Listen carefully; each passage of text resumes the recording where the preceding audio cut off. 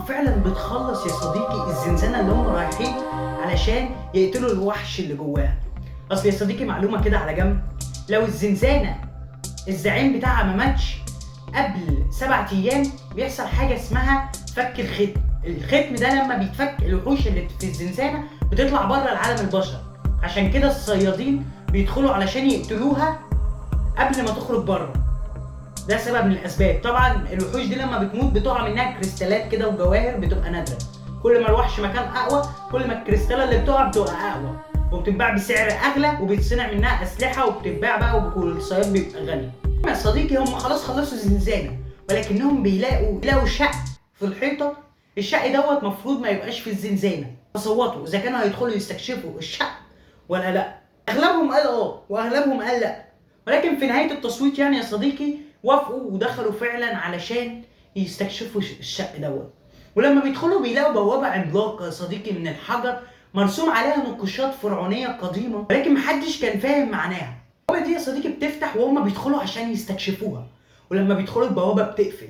لكن الاهم يا صديقي ان سيف حذرهم ان هم بلاش يدخلوا البوابه ديت لانها فيها حاجه غريبه. ولكنهم قالوا له يعني ايه اللي هيبقى فيها غريبه؟ دي بوابه اساسا اذا كانت الزنزانه كلها من الرتبه دي، ايه اللي هيبقى غريب في البوابه ديت؟ وفعلا صديقي ما سمعوش كلام سيف ودخلوا. ولما بيدخلوا يا صديقي من البوابه بيلاقوا جنود واقفين بشكل دايره كانهم بيحرسوا حاجه، لدرجه ان واحد فيهم بيهزر وبيقول ايه يا جدعان الجنود دول شكلهم بيراقبونا. ولكن الغريب يا صديقي ان فعلا الجنود كانت بتراقبهم. وفجاه يا صديقي تمثال بيتحرك والكل بيقف من الرعب. التمثال اللي اتحرك ده يا صديقي بيبقى ماسك لوح، اللوح دوت فجاه بيلاقوا ان هو بدا يتلون بلون الدم، واللغه كانت مكتوبه باللغه الهيروغليفيه ولكن في ثانيه واحده اتقلبت للغه العربيه ومكتوب فيه 3 رسائل. الرساله الاولى بتقول ارفع عينك للحاكم وصمر قلبك في الارض. الرساله الثانيه بتقول حين يعزف اللحن لا تتحرك. الرساله الثالثه حين يسال السؤال جاوب بصراحه او تبلع. دي مش قوانين، دي اوامر، كسرها يعني حاجه واحده، الموت الاليم. اول ما واحد ما تجاهل القاعده الاولى طار تمثال فرعوني وطير دماغه من على جسمه. ما واقفين يا صديقي بعد ما نفذوا القاعده الاولى، القاعده الثانيه بتبدا. موسيقى مصريه قديمه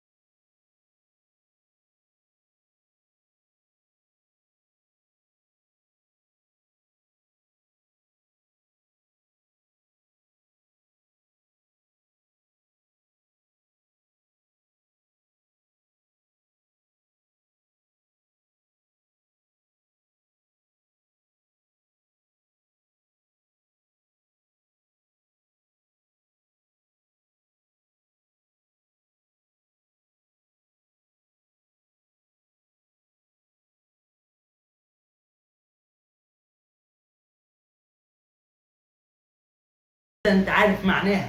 تبدا الوصايه الثالثه وفجاه صديقي التمثال اللي قاعد على العرش بيبتسم ابتسامه غريبه، وبيطلع مسبح يا صديقي. والمسبح ده يا صديقي لو انت ما تعرفوش كمان كانوا بيستخدموه عشان يقدموا قرابين للآلهة. سيف يا صديقي بيقول لهم لازم واحد فينا يضحي بنفسه عشان الباقي يقدر ان هو يعيش. فالكل بيختار انه يضحي بقائد الفرقه. فعلا قائد الفرقه بيدخل، ولكن في شعله بتنور، شعله لونها احمر، يدخلوا في الدايره اللي ظهرت وهنشوف ايه اللي هيحصل بعدها. فعلا بيأمرهم ان هم كلهم يدخلوا. طبعا يا صديقي الكلام ده كله سيف رجليه مقطوعه. بيدخلوا فعلا والبوابه يا صديقي بتفتح، انت معاهم تطلع تجري على البوابه وفعلا بتعدي، مع ان الكل كان متوقع ان هي تموت. وشعله بتطفي من الشعلات اللي ظهرت. طبعا يا صديقي بعد ما دخلوا في شعل زرقاء ظهرت ورا الحمراء. الشعل ديت بتطفي تدريجيا زي مؤقت كده يا صديقي. ال3 آسر قائد الفرقه وجون المعالجه من الرتبه بي سيف يا صديقي. طبعا سيف رجليه مكسوره تماما وقاعد جنب المسبح. وآسر بيقول جوري تسند سيف وتخرج، لكن جوري يا صديقي اعصابها ثابت من اللي هي شافته، راحت تقع على الارض، فسيف بيختار ان هو يضحي بنفسه وجوري تخرج بره، وفعلا بيقول آسر خدها واخرج بره وانا هفضل. جوري تفضل تقول لا يروح آسر مديها خبط على ظهره وبيعتذر لسيف وبيخرج يا صديقي. وتلاقي ان كل التماثيل بدأت تتحرك ناحية سيف وتقرب منه. الوحش اللي قاعد على العرش بيبتسم نفس الابتسامة الشيطانية وبيقول كلهم بيقربوا من سيف وبيبدأوا يهاجموه، واللي يقطع ايده في رجله في كليته لغاية سيف ما بيقع على المسبح. جيله رسالة يا صديقي، تم اختيارك كلاعب وقلبك هيقف في خلال ثانيتين، يا توافق يا تموت. فعلا يا صديقي سيف بيوافق، وكده يا صديقي بتبدأ قصة سولو ليفلينج. متنساش يا صديقي تعمل سبسكرايب ولايك لو عايز تكمل معانا الحكاية بالنكهة المصرية، واكتر شخص هيعمل تعليقات على الفيديو دوت انا هطلعه معايا الفيديو الجاي. بس كده يا صديقي، سلام.